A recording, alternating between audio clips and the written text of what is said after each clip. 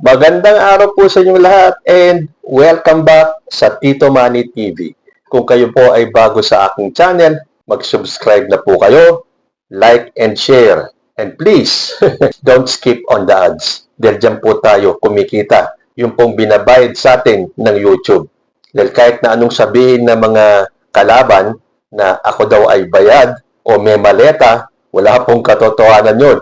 Ako po ay kumikita dahil binabayaran po ako ng YouTube.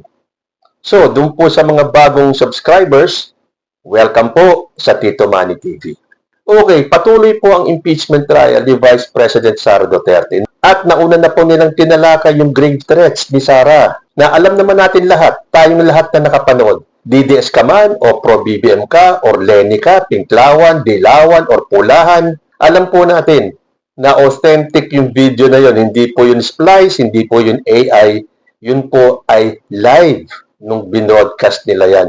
Pero ngayon, siyempre, dahil nasa impeachment yan, gustong palabasin ng defense team na hindi totoo yan. Pero nagkakasalungat sila Sasabihin nila at sinasabi din ng mga tagapagtanggol ni Sara Duterte, na mga Sara Duterte senators, na AI daw yan, splice daw yan, hindi daw totoo yan. Wala daw inamin na assassin si Sara Duterte.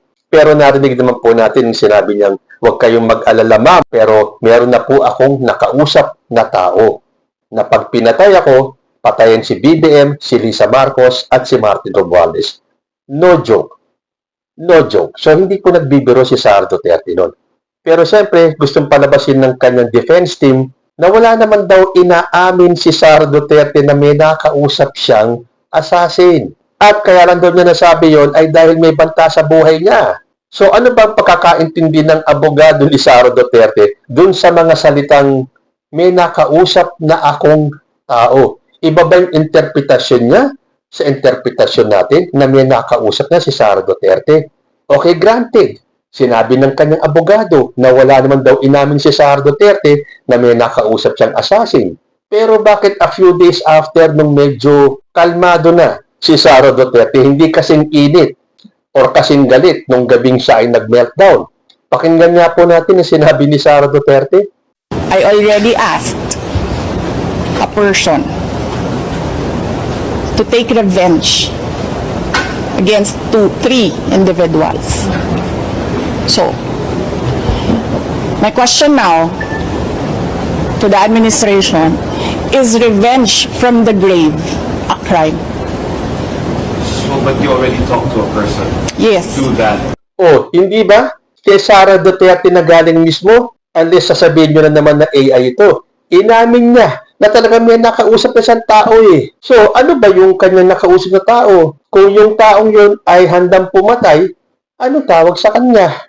Hindi ba assassin? So, kaya nga nagtaka ako kasi ito napanood ko na itong video to Bakit nung impeachment trial, hindi nila ipinakita to? Na kung pinagdududahan ng defense team na authentic o talagang sinabi ni Sara Duterte yung mga pagbabanta, sana inilabas nila tong video na to kung saan umamin si Sara na meron na siyang nakausap. So, kung tutuusin, tapos na ang boxing pagdating dyan sa grave threats Kung mapapansin niyo, hindi na ginawang witness si Zuleika Lopez at yung mga iba pa sanang magwi-witness. Bakit kanyo? Kasi dun pa lang sa dalawang nag-witness, kay Atty. Lotoc at kay NBI agent Kalilong, sapat na yung kanilang nakuwang ebidensya na magpapatunay na nagbanta si Sara Duterte sa ating Pangulo. Pero, nakakatawa sa kabila ng lahat ng ito na lumalabas lahat ng anomanyang ginawa ni Sara Duterte, at yan ay dyan pa lang sa pagtitreten niya kay President Bongbong Marcos, naglabasan ng mga survey kung saan ang taas-taas ng rating ni Sara Duterte. Sabi nga dito sa Philippine Star, Sara Duterte satisfaction rating rises to 58%. Public satisfaction with Vice President Sara Duterte improves to 58% in June 2026, a month after she was impeached for the second time by the House of Representatives. A survey conducted by social weather stations from June 20 to 29, 2026. At sabi pa nga dito, kung noong March 2026 ay 54% ang rating ni Sara Duterte, ngayong June, naging 58%. Hindi ba, parang ano ba to? Lokohan na ba to? Pero halatang minamind condition nyo ang taong bayan dahil nakikita na po ang katotohanan sa impeachment trial. Pero ito sinabi ng SWS, ang kanilang survey noong June 2026, bago pa magsimula ang impeachment trial. Bakit? Para ikondisyon ng taong bayan na mataas ang rating ni Sara Duterte at no amount of these lies na lalabas sa impeachment trial ang magpapababa sa rating ni Sara Duterte. Kaya nga sabi ko nga kahit na lumabas na lahat ng katotohanan, bilang susunod po dun sa grave threats ay yung bank records ni Sara Duterte at yung AMLAC records niya na sa Lunes ay pagdedebatihan kung isasapina o hindi. Dahil ang sabi ng abogado ni Sara Duterte na si Michael Poa, bawal daw, hindi daw pwedeng ilabas. Pero sinabi naman ni Atty. Chel Jokno na yan ay pwedeng buksan kung sa ibang sitwasyon hindi pwede, pero sa ilalim ng impeachment court, po pwede po yan. At kasabay ng paglabas ng survey ni Sara Duterte na 58%, nilabas din nila yung survey ni President Bongbong Marcos. Ayon naman sa GMA News, Marcos's net satisfaction improves to -7 in June from -15 in March. Uy, nag-improve pa pala yun. Kung nung March 2026 ay -15 si PBBM, ngayon, -7 na lang ngayong June 2026. Aba, sana hindi nyo na lang in-improve. Dahil kahit na nakikita na ng buong bansa ang trabahong ginagawa ni President Bongbong Marcos para sa mga antay, wala pa sa kanila yun. So, dapat bang paniwalaan itong SWS survey na to? Kahit nakitang-kita na natin, yung Vice President na wala nang ginawa kundi manira, bumiyahe, as against kay President Bongbong Marcos, kitang-kita naman natin unless kayo ay nabubulagan at hindi nyo nakikita ang ginagawa ni PBBM, di syempre igigiit nyo na walang ginagawa si President Bongbong Marcos. Pero in reality, kumpara nyo nga talaga, ano ang ginagawa ni Sara Duterte?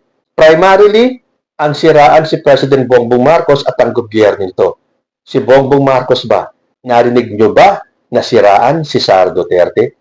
Wala. Trabaho lang siya ng trabaho. Dahil ang lagi niya sinasabi, if you make your enemies angry, you are doing a good job. So kahit na anong palabas na itong mga survey na to, na ang taas-taas ng rating ni Sara Duterte, kayo-kayo na lang magbulahan. Dahil nakikita namin, in reality, kung sino ang nagtatrabaho para sa ating mga Pilipino at hindi yung puro paninira lang.